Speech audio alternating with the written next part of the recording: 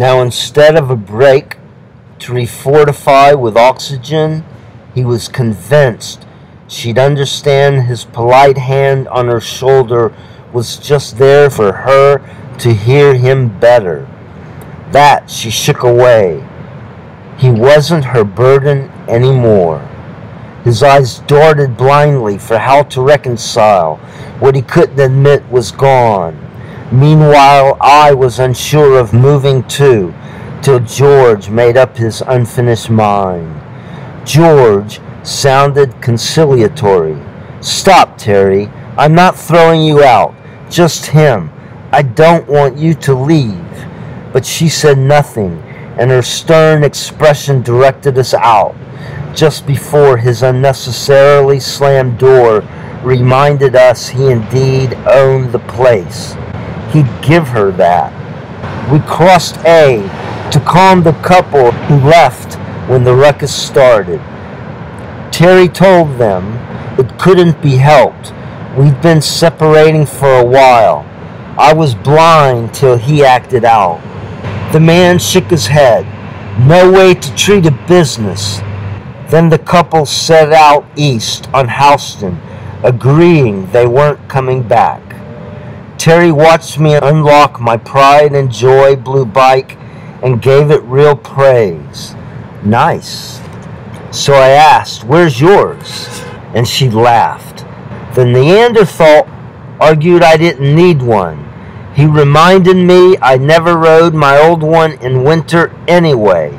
George was my man, so I respected his position. But Hank was never a nuisance. George just saw us look at each other once.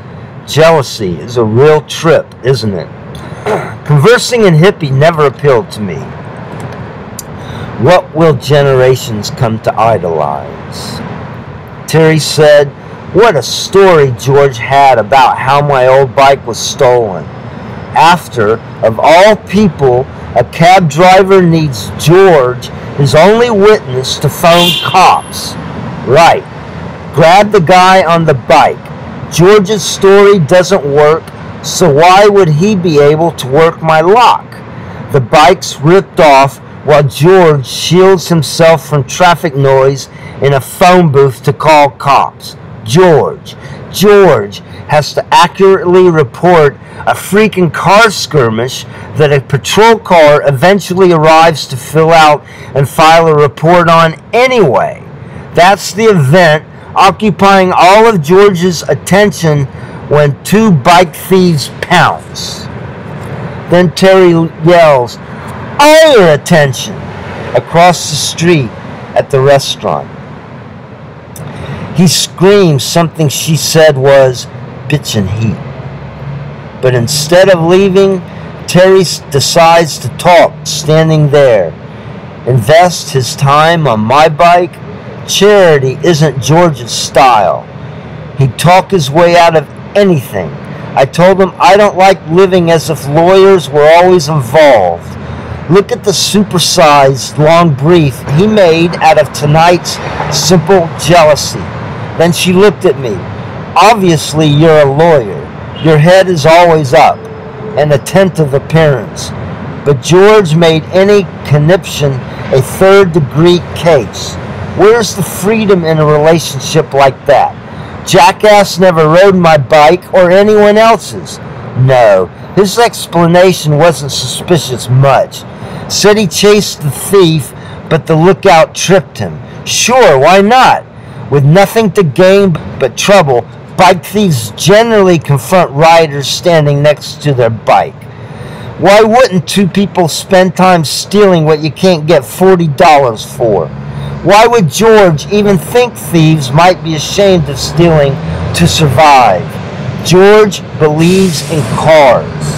To him, an alternate universe happens after the curve.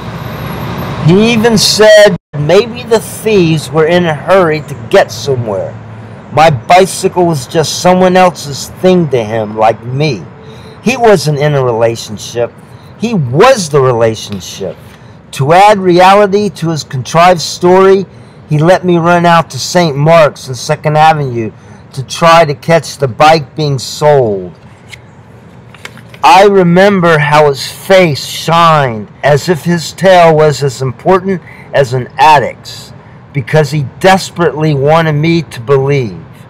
I could feel sorry if my bike was a poor addict's score, but I'm really mad at George now. Deception pisses me off. I never saw my bike again. How is it they slip off the planet? Paint, right? I started walking west on Houston, but she redirected us, opposite the restaurant north on A. She said as long as he's in the mood for parting shots. Cute how he won't go inside till we're gone. Clear this time, George yelled, "You'll regret this." Terry bowed slightly and turned so he wouldn't see her lips move. "Don't look," she said.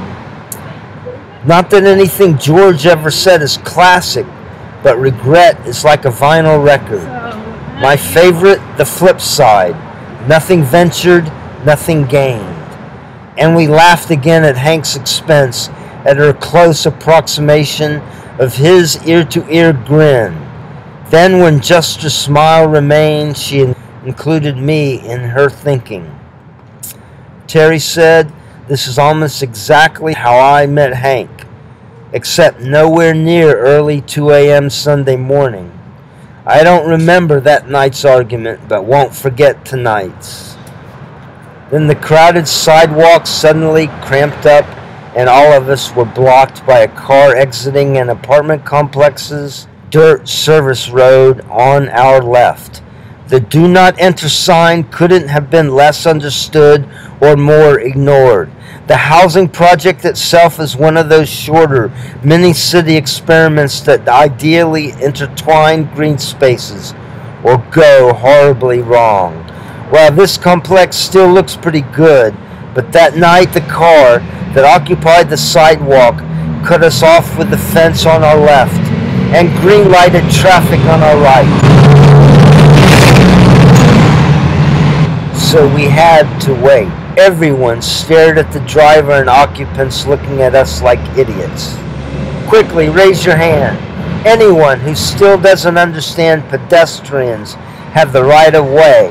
First applies to 4 vehicles at a 4-way stop. Otherwise, wise up and be civilized. I told Terry, right here is where Hank said, civilization is pedestrian right of way. She frowned because that wasn't so funny now when our group's self-appointed protest leader expressed his liberty by slamming his fist on the hood, informing them they hadn't properly shared. Then he yelled, "Look at him in there, oblivious. How else would the privileged think of themselves? Pile out, I'll take all of you on." Then he grabbed the hood ornament, daring them to make it his memento. But thankfully, a woman broke up the game by taking the critic's hand and leading him with us as the crowd reached an agreed political stability of critical mass to properly time our right-of-way in the traffic lane, prompting arrogant honking aimed at irritating us. Then swoosh! We were all panicked by a bicyclist squeezing through us too fast, leaving behind Terry's wonderful sense of opinion. She screamed, "Politely, moron! Jackasses ram through. Jerks treat everyone like interstates. Drag strips without red lights. The least we can all be is polite. We expect cars to be cautious. And what do we call drivers who aren't? Assholes! Assholes pretend they're messengers beating deadlines. Even they know that was too fast for conditions. Gambling with others' lives is a disease. If being an asshole was enforceable," I said confrontation is tiring, and pointed to reopen Tompkins Square. "Let's take a bench near the letter courier's congressional friend." Entering the park, Terry said, "For some reason, Hank and I never sat. We were always moving the few times we saw each other. He should be here now. I hope the world's worth it to him. We should have sat our first night. which is what I had started out to do that night Hank and I met, because I was always exhausted from standing at that podium. That night after work, I decided before going home to sit alone in that big schoolyard across Houston from the restaurant. But it was locked, and I wasn't in a young, stupid trespasser's mentally unstable mood. Then crossing Houston, coming back this way, I noticed this guy I didn't know, Hank, was still traipsing near me on his bike, for God only knows why. I know he thinks he searches for clues, but it's a shy, lonely habit wandering around. In fact, Hank was at the locked park gate. While I shook the chain, he told me the park is locked. So before I'm back across Houston, I looked straight at this person following me so he'd explain himself. Instead of worming his way into a conversation, he asked point blank if he can walk with me. He said he saw I was wound up and might not pay close enough attention to traffic. I joked I was on the sidewalk, and he got sullen like he was rejected. But Hank believed the gimmick, so I was convinced it was okay because people are always on the sidewalk. But I made sure to keep his bike between us, just in case, for a while. Terry smiled. Turning from the heroic statue, I pointed and asked her if they'd gone west on St. Mark's. And that brightened her face.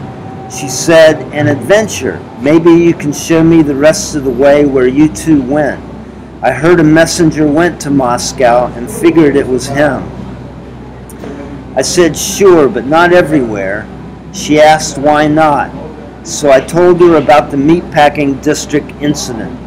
And Terry said, "That's Hank, hiding behind his naivete to pick up a prostitute. She picked his pocket?" I didn't like the subject and said, "Hank's friend got them jobs." But Terry said, "I need a job." So I thought, maybe you could work for me. Hank would imprison me for life if I introduced you to that other job. She answered, "Lawyer's secretary? I don't think so."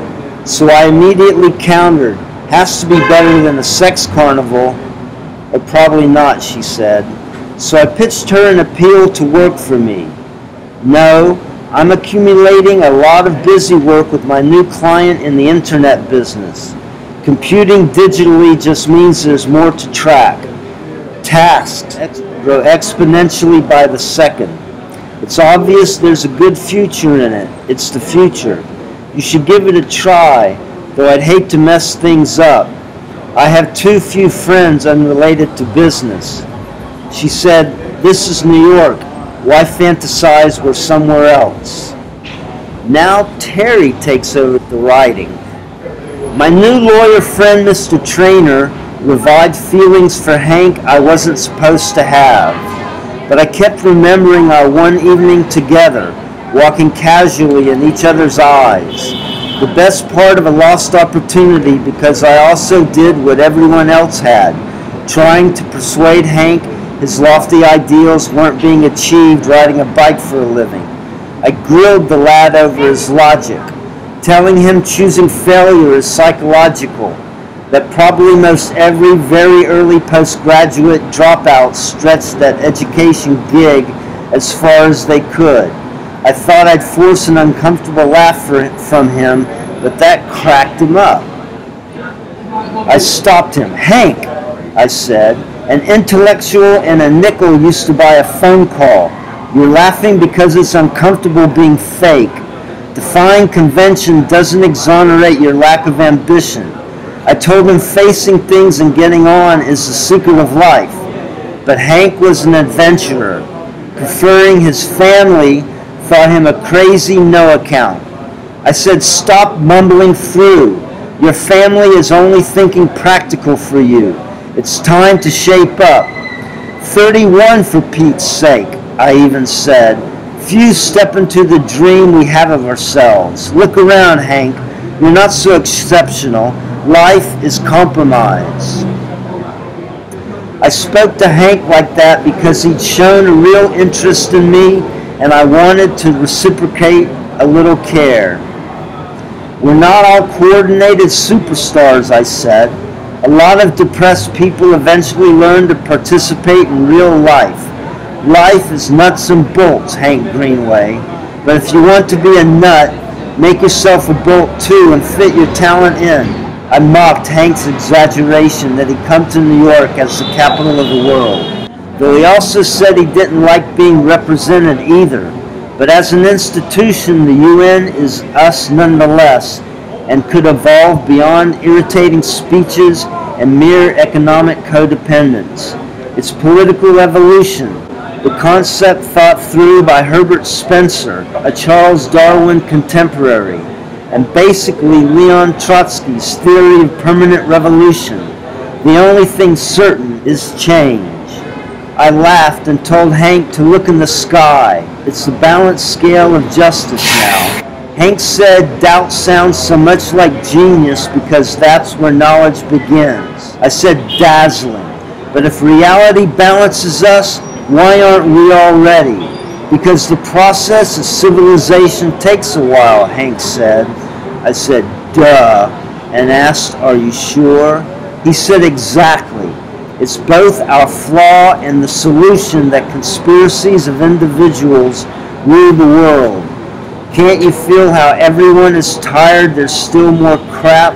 The future is coming like a steamroller to flatten all the nonsense. I highlighted the obvious.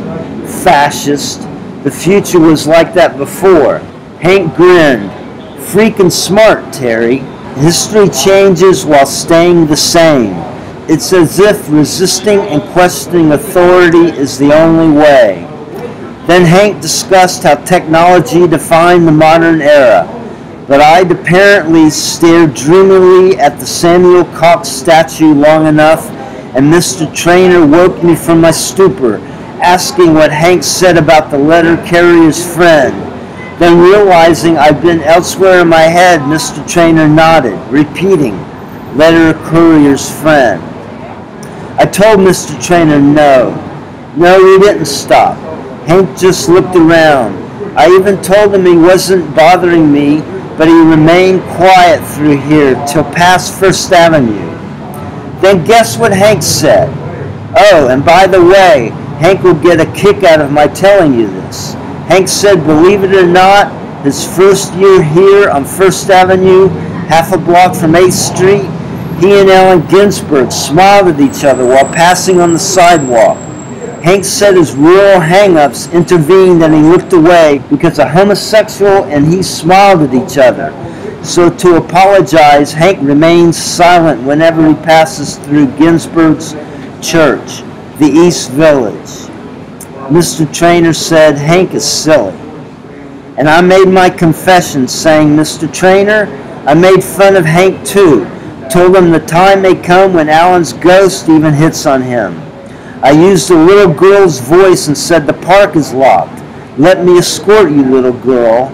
So now I'm usually silent in Alan's church too. But good old Hank was decent and didn't miss a beat, or I'd feel worse. He said Mr. Ginsberg never meant any harm and did a lot of good. Had the guts to shout about how society should understand self-righteousness's role in fostering criminality. Ginsberg advertised the cultivation of an American cultural revolution, shook everyone up by shocking the establishment with spontaneous, spur-of-the-moment life. Then Hank paused and said, Terry, who achieves what they want? Gets satisfaction. Mr. Ginsberg's attempt to expand freedom was on everyone's behalf and should be appreciated by everyone. That night I knew right away Alan was just being respectful passing on the street. Hank said he felt worse every time he told this story, but he hoped Ginsberg would laugh with him. So he tells the story as the least he can do. And now I've told you. Then I looked at Phil and said, Phil, some tale, huh? But most of his time was spent staring at me when he could get away with it. Phil said, that's a shocker. So I said, all right, Hank Jr. Phil apologized. Sorry. But Hank watched out for you, had an instinct for unpredictable streets. And cheerleader, apparently, I said, realizing, hey, you must be hungry. But Phil said, it doesn't matter. I came outside because I was bored. I laughed, asking, because you're human? He said, yeah, how about Indian food? Tell Hank, make him jealous. My face expressed a question. So Mr. Trainer explained, your job offer is official. My secretary is swamped. Email him after you organize my electronic email. I said email, cute. So we went back to 2nd Avenue for Indian food and talked about how Hank's preposterous life fit his puzzle. How Hank kind of went with the flow without fighting back. His story was that when he was in the 6th grade, his grammar school gave a vocational personality test that interpreted he loved history and being outside. Hank admitted he's suspicious, too, that the educational system drilled in his head what he wanted to believe anyway.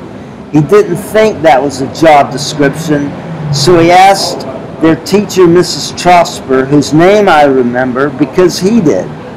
She said his result meant what it said, and everyone around the teacher laughed. But Hank silently agreed and kept it to himself for years that was exactly what he'd do. Go outside and think about history. Even as late as the late 1960s, limited to racers, riding a bicycle wasn't a career. So for Hank, the development of the bike messenger job was a miracle. That's why he was a silly little bike messenger. So I pestered him that he'd already done it. Time to reason out a real career and move on. The waiter took our order, and while Mr. Trainer sipped tea, he looked over 1st Avenue and said he hadn't thought Hank fell into messengering by accident. I said Hank joked someone had to carry the world's oldest profession's messages. He believes messengering is purposeful. I couldn't convince him otherwise. I wasn't his wife. Mr. Trainer said, I said Hank wasn't confused. He knew bike messengering is cruel work, and he'd done it. But he became one of those maniacs that can't go cold turkey from the adrenaline. He'd absorbed the job as if it was a grail. But you spent more time with him than me. You probably know. Phil smirked. Sounds like he spent more time with you. I looked out the window. I'm afraid I just told him if he didn't become serious, he'd never be more than a messenger. Wow, Moscow, right? Wow. But I'm worried. Tell me the truth. He's learning, Mr. Trainer said, sounding coy, making me anxious. Hank was already in the middle. Learning, huh? When what journalists uncovered had echoed out, giving even me then the idea the forces of history unleashed cowboy capitalism. Learning, something had to unnaturally fit for Greenway to survive. Nice guys finish last isn't a cliche for nothing. I decided to be patient and let our conversation come to me, since no one can tell me more than I can find out for myself. I said, Phil, I feel guilty for lecturing Hank. What is so wrong with a simple life? To think so little of ourselves, ambition can't include lesser achievements? I kept sniping at him, telling him to be serious. He even flailed his arms and yelled, I'm careering, benefitless. So I told Hank, yeah, for what? I thought I had him at, you're stuck if you believe that freedom crap about that job. If you make money, dispatch controls every moment of your life. Your job is hanging around between errands. Then Hank cut me off, laughing goofy, and said that the in-between time doing nothing was for thinking, and part of how he felt he was paid. So I nod. You know, Phil, I tell Hank to listen. Told him his cute myth is just a bubble burst. Hardly a job. He called messengering a nice, simple task that kept him young and in shape. I told him women who bother finding out told the rest of us bike messengers are exhausted and good for nothing after work. I told Hank aspire to think about anything you want. Just become something else. I was harsh. I'd seen people hurt. I had him, right? I asked him if there were no grudges in his business, no advantages of priority or seniority, flexibility, or especially dependability, no competition, dimwad. I told him office politics don't change just because you're outside playing in the street. Messengers are funny. All they ask each other all day long is where they work and for how much. What's the deal? Office politics. Plus, they're all over the place in the way. Idiots can't share. After my tirade, Phil, Hank just said, ditto. I said, oh, ditto? You don't want to associate with dumb bastards? And he said, I am, but admitting to dumb is a stretch. I stayed on subject, change, and told him his people complain about jaywalkers, but don't slow down in crosswalks. Messengers are just ridiculous and over-dramatic about a routine occupation. So Hank says yes, he's romantic, and I told him he's tiring like politics. Like Democrats, I said, riding that same old borough change. Both of you should give it a rest. What is there to rebel against? What's the point being a penniless critic? Our system is good. From the top, the president is elected and you know it. And of course, Hank disputes anything, so he said, multiple choice candidates selected by ruling parties is cronyism, and somewhere between controlled by authority and authoritarian control. I laughed. Cute, Greenway. I said he must want everyone on the ballot, with the winner achieving the difficult task of convincing a spouse plus a neighbor to vote for them. Polls open at 6 a.m. projecting New York's Hank Greenway the popular 3-vote winner. I said, you're suggesting a lottery.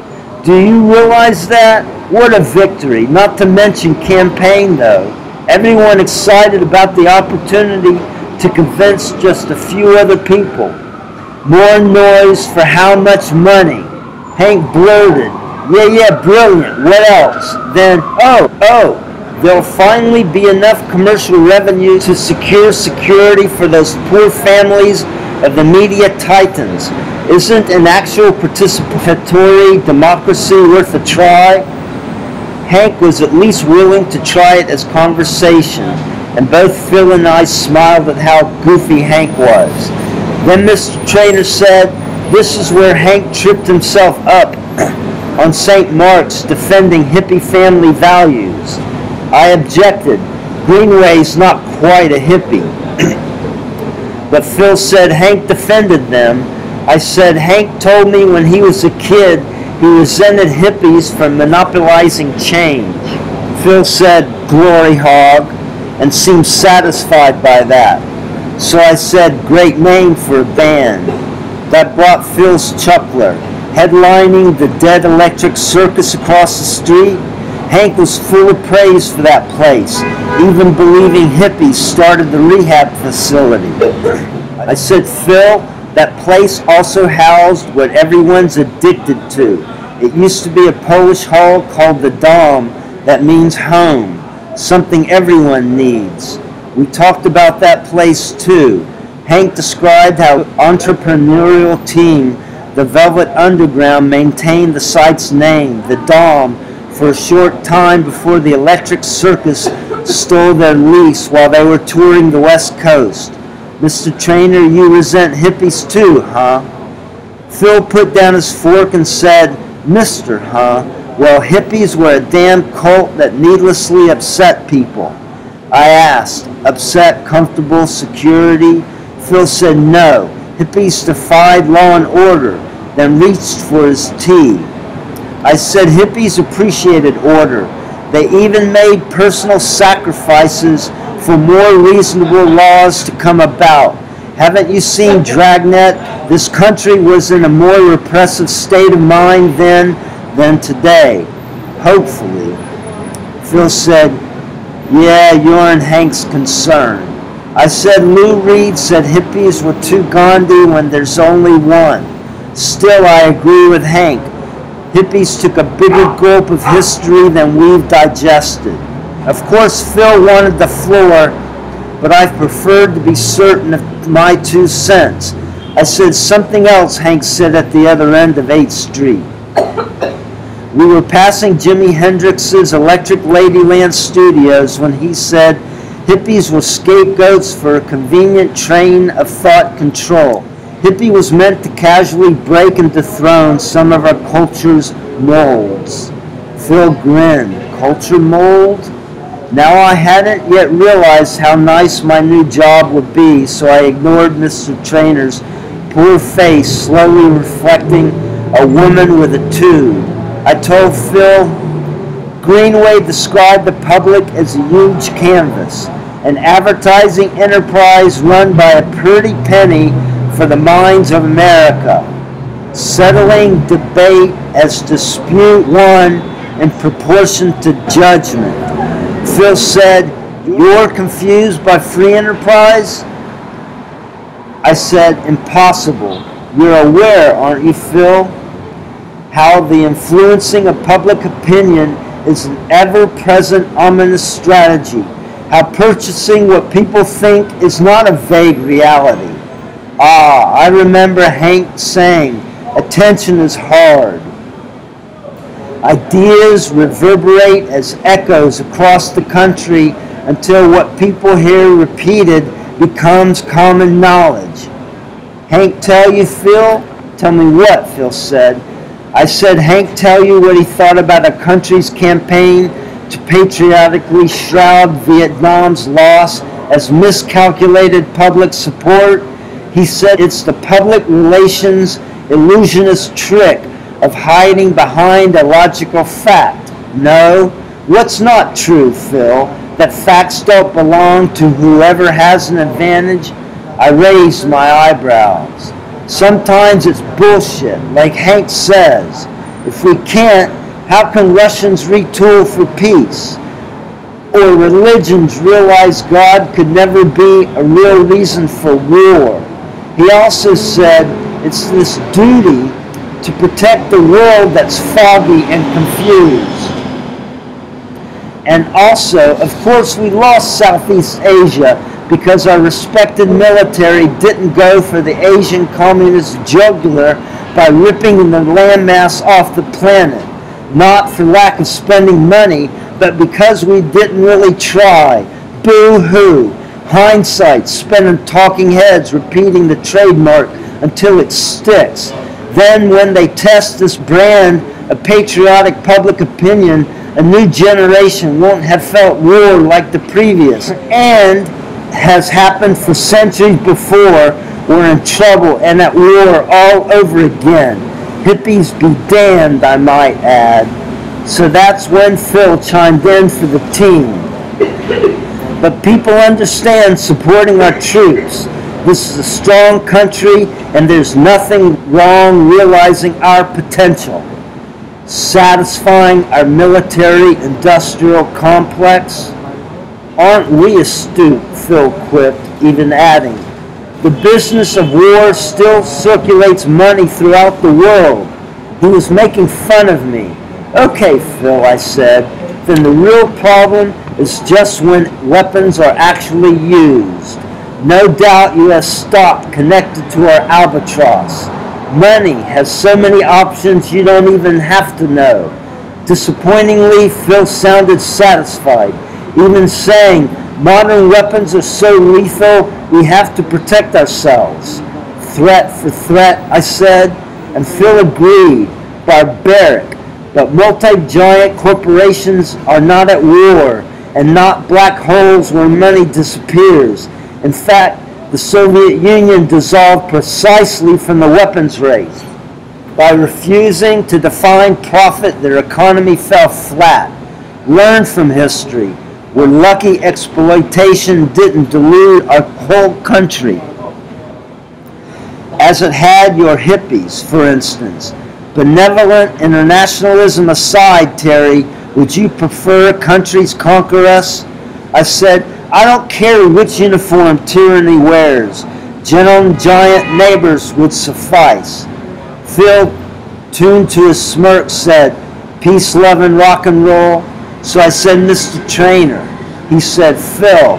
I said, I'm probably not saying what you want to hear, but if we won Vietnam, were our conspiracies of individual opportunists done the best for everyone? Don't be a horse's ass. World revolution could have continued more violently, as it has where it's the only worthwhile business in some countries. As it is, I agree with Hank. We should have concentrated on becoming more perfect capitalists. Then surprisingly, Mr. Trainer ticked me off less, saying, wait, you two did spend time together. Conspiracies of individuals is Hank's explanation for everyone's being linked in the capitalist chain. I said, what makes you think Hank didn't get that from me? Phil smiled, lowering his eyes, smug in his assumptions. He said, I think neither of you understand how irresponsible hippies were. Their bad behavior fostered a poor, lazy, communal attitude, as if free was all there was to life. I bet you only saw hippies on TV. I grew up around some in the 70s, I said, which agitated Phil more. Well, he said, the 60s were about being cool and the young need to do something with their lives. So I said, come on, beautiful, huh? How we can believe other than we think when our instinct is to cling to conclusions rather than come to them. You know hippies didn't stop living. Ha, Phil said. My generation clung to history's bohemian debate over how others do the work. Some woke up and got a job and created their own enterprises, but many were too lazy to even look into the excuse of exploitation by the man. Your generation could more clearly see and appreciate the cost and effort to live and how capitalism was just getting off the ground. I said, but your generation's rebels paid a price for all of us to unpopularly disagree. Phil said, semantics. A lot of us had to work very hard to keep this country's heads above water. But it's also true the early 60s generation's initial point of view was framed by red diaper babies, the children of persecuted and unpopular communist parents who had a natural grievance against the establishment. Because for one thing, some were only mislabeled progressives. So the haunting ramifications of this country's zealotry did theoretically spawn a strong vein of angry rebellion in the anti-war movement.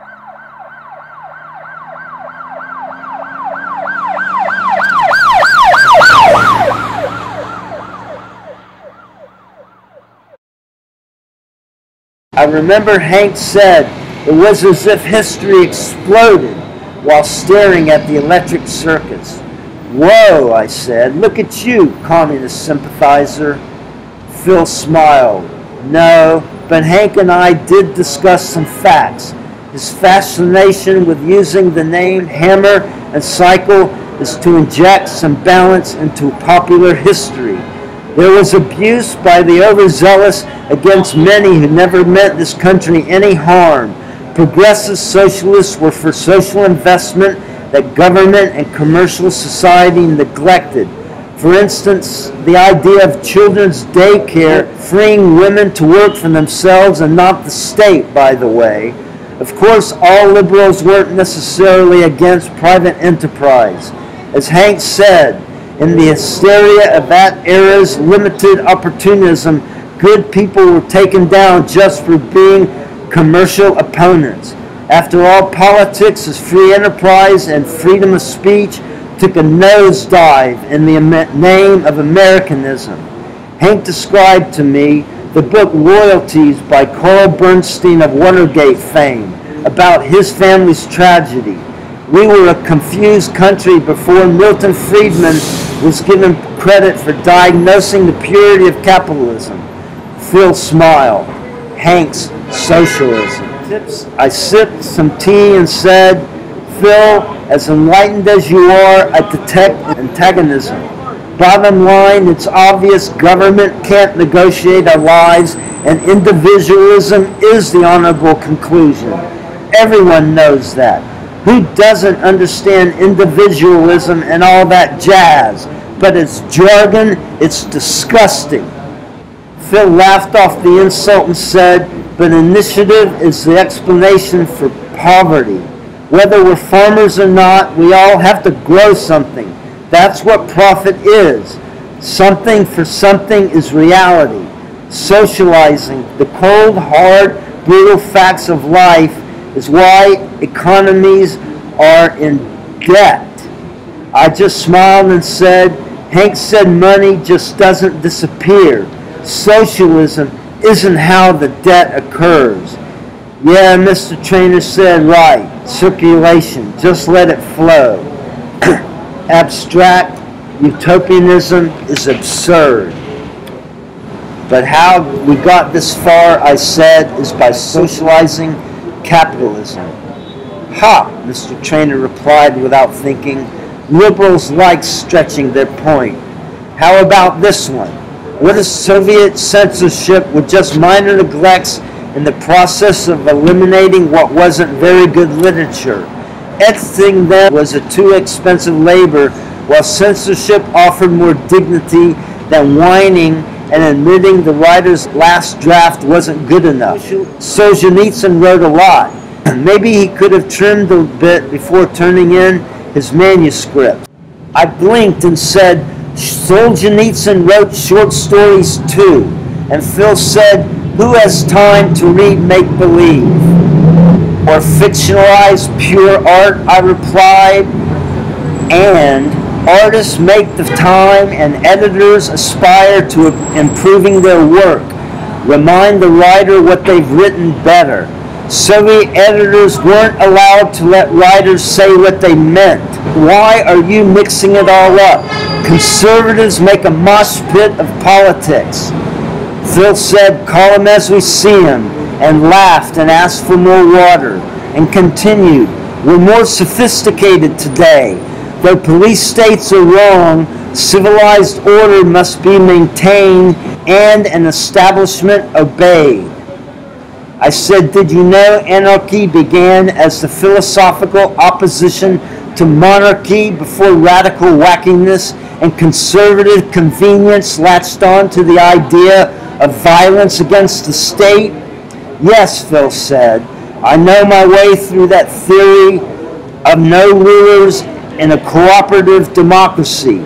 I know people in the village. Anarchy wasn't supposed to mean a riot, but you understand. To the public, the word means disorder. I said, yeah, I understand you. At least you love your bike. Phil smiled. That Hank agrees is dangerous. Traffic too aggressive, excessive honking and nervous wreck in progress. So I said, but if everyone biked, and Phil said, we'd be in tra-la-la-la land. Now I laughed. Whoa! There goes utopia past us now. If we hurry, we can catch it in a car. Phil asked, Hank's? I just said yours. We don't own one. Phil was so entertained, he said, you're one of those propagandizers working the population into an ecological frenzy. I just looked at my rice and left my fork in. Phil said, I don't completely mean anything. Since you're Hank's friend, I'm compelled to debate with you, and it's hard to leave cliches unspoken. Terry, what if an absurd planet is just a token appraisal of the evolutionary facts of life? Fearing the Earth's deterioration might be the illusion, and outer space where we're meant to go. I did I hear that head shake and said, yeah, that explains it. Last century when they developed the technological skill to mess this place up. They just had this feeling we live on the moon. Such foresight. And Phil, do you realize when you said outer space, you looked up as if you were ready to go? Defending hippies again? Hank even said scapegoating the counterculture was used to delay ecological awareness. Deadbeats can't fill her up. Phil said responsibilities today require speed. So I said, funny you. Near as I see, we're all waiting in line. Phil smiled. Don't worry. Conservatives plan to get you out from under waiting on big government. So I put more tone in my voice, amplifying how I felt about political shortcuts. You like popularly constructed history, don't you, Mr. Trainer? Phil said, whoa, you two knew each other more than barely. I said barely would have been good, but the truth is it was just a moment. Until I only allowed Hank to walk me to 6th Avenue and 8th Street, the commercial heart of Greenwich Village that I liked saying because Jimmy's place is near that corner. I was ducking Hank there to go 3 blocks down to positively 4th Street and take the train.